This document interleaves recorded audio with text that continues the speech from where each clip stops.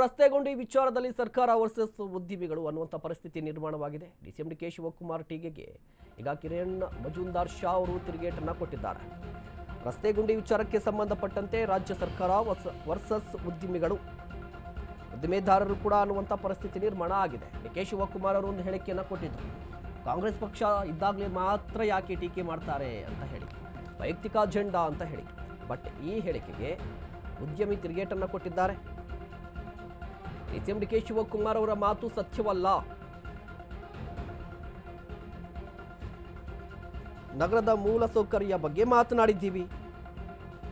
ಹಿಂದಿನ BJP JDS ಬಗ್ಗೆಯೂ ಕೂಡ ಟೀಕೆ ಮಾಡಿದ್ದೀವಿ.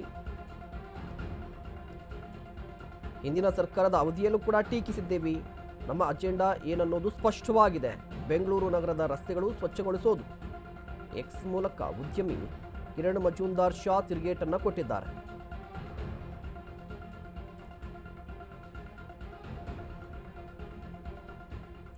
ಗಮನಿಸ್ತಾ ಇರಬಹುದು, ಡಿಸಿಎಂ ಡಿಕೆ ಶಿವಕುಮಾರ್ ಅವರು ಒಂದು ಹೇಳಿಕೆಯನ್ನು ಕೊಟ್ಟಿದ್ರು. ಕಿರಣ್ ಮಜುಂದಾರ್ ಶಾ ಅವರು ಈ ಹಿಂದೆ ಒಂದು ಟ್ವೀಟನ್ನು ಮಾಡಿದರು. ರಸ್ತೆ ಗುಂಡಿ ವಿಚಾರಕ್ಕೆ ಸಂಬಂಧಪಟ್ಟಂತೆ, ಕಸದ ವಿಚಾರಕ್ಕೆ ಸಂಬಂಧಪಟ್ಟಂತೆ ಟ್ವೀಟನ್ನು ಮಾಡಿದರು.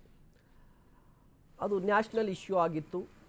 ರಾಷ್ಟ್ರೀಯ ಮಾಧ್ಯಮಗಳಲ್ಲೂ ಕೂಡ ಈ ಟ್ವೀಟ್ ಪ್ರಸಾರವಾಗಿದ್ದು, ಸುದ್ದಿ ಪ್ರಸಾರವಾಯಿತು. ಡಿಕೆ ಶಿವಕುಮಾರ್ ಅವರು ಬೆಂಗಳೂರು ನಗರಾಭಿವೃದ್ಧಿ ಸಚಿವರು ಡಿಸಿಎಂ ವೈಯಕ್ತಿಕವಾಗಿ ಈ ರೀತಿಯಾಗಿ ಟೀಕೆ ಮಾಡ್ತಾ ಇದ್ದಾರೆ, ಅವರದ್ದೇ ಆದಂಥ ಅಜೆಂಡಾ ಇದೆ ಅಂತ ಹೇಳಿಕೆ ಕೊಟ್ಟಿದ್ದರು. ಇದೀಗ ಡಿಸಿಎಂ ಡಿಕೆ ಶಿವಕುಮಾರ್ ಅವರ ಹೇಳಿಕೆಗೆ ಕೌಂಟರ್ ಕೊಟ್ಟಿದ್ದಾರೆ.